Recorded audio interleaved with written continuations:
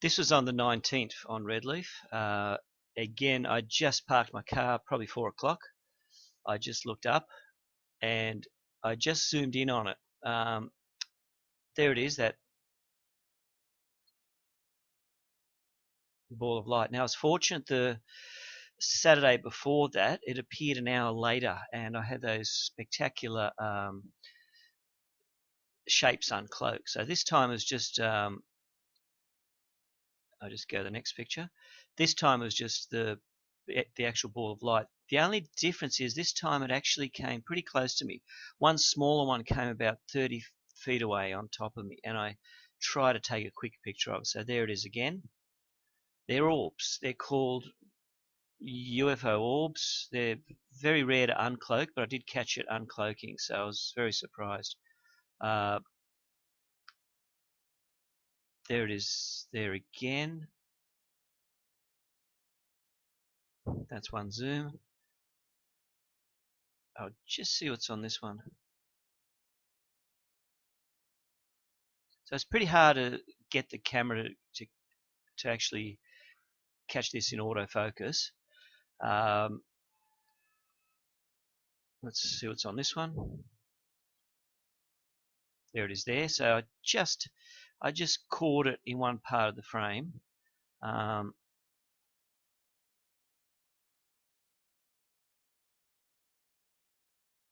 There it is there. So again, very hard to catch. There's the next picture. Now, the tricky picture was actually trying to catch it in that small one that came very close to me. So it's about 30 feet away. That one, I could tell that the actual distance because the trees on the hill were in the background, and they're about 50 feet away.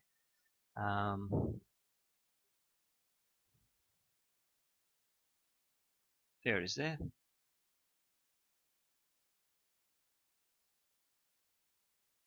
This is the next zoom.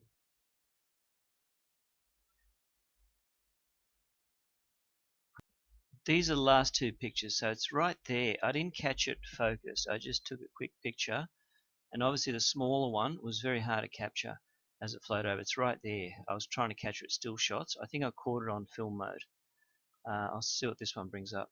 Still the same thing, so it's right there when I take a picture of it. This was a bit easier. I caught in focus in that one. Now a little smaller one appeared just next to it right there. So let's go one step back. There it is there. You got a. That's the one that I think came over me on the beach. That really small one. Wow, I just caught it. Now on the other articles about these orbs, they eject smaller orbs. So that's it there, ejecting that smaller one. Fantastic. You see it right there. I was just trying to take a zoom picture of it, but if you concentrate on the screen, right there, one smaller one is ejected, and that's the one I saw coming over me a few minutes later. That's amazing. I haven't ever caught that before. So here it is where I try to keep focus on it. I'm actually standing with the camera, so it's tricky. And I'll try this one here next.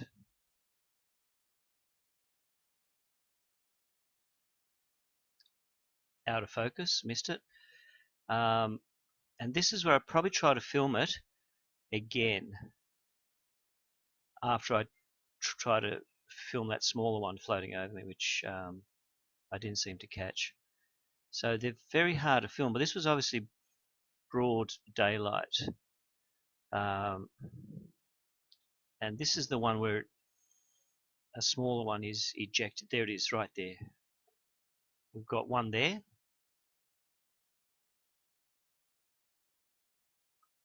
There it is there, right there.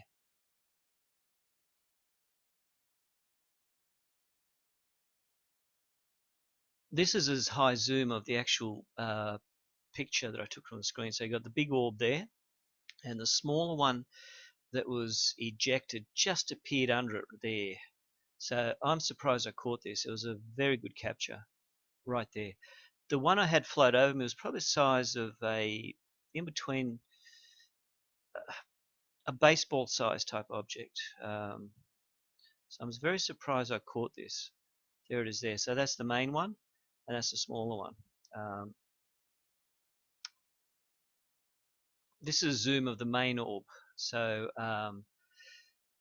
it wasn't that close this time, but I did actually catch on zoom again. But the important thing is I caught it. That's it there, and it ejected that smaller one, and I did try to catch it on film as it floated over, which was about 30 foot up.